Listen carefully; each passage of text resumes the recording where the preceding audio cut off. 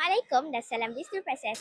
Saya, Zarin Adana binti Muhammad Musayyad, bersama Bisnu Proses Perusahaan Baja Baru Kemampuan Negeri. Pada hari ini, 5 Februari 2026, sedang berlangsungnya Majlis Penutupan Transisi Tahun 1 bagi sesi 2026. Jom mari sama-sama kita saksikan.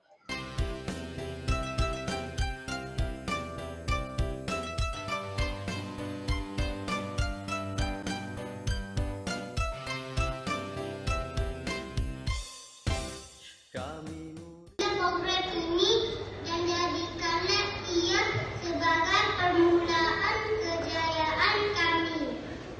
Kurniakanlah kami semangat untuk terus belajar.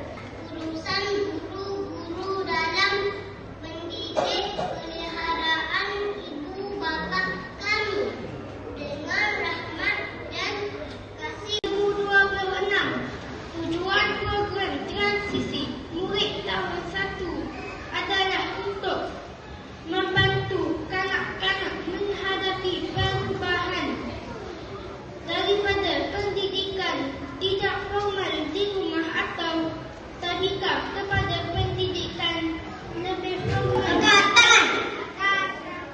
Tanpa program transisi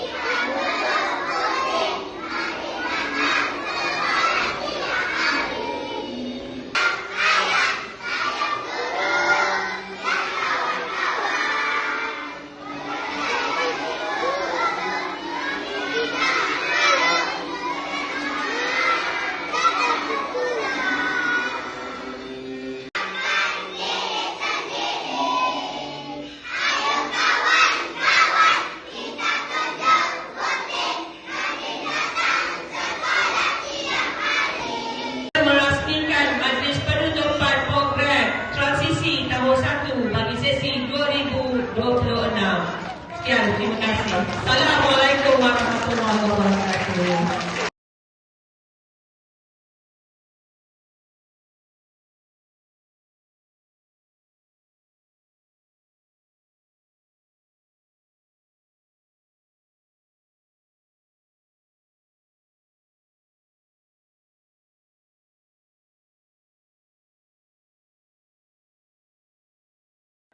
Itu sahaja liputan untuk kali ini. Saya, Zarin Adana binti Muhammad Musayyad, wartawan Bisnu Proses melaporkan. Your best buddy.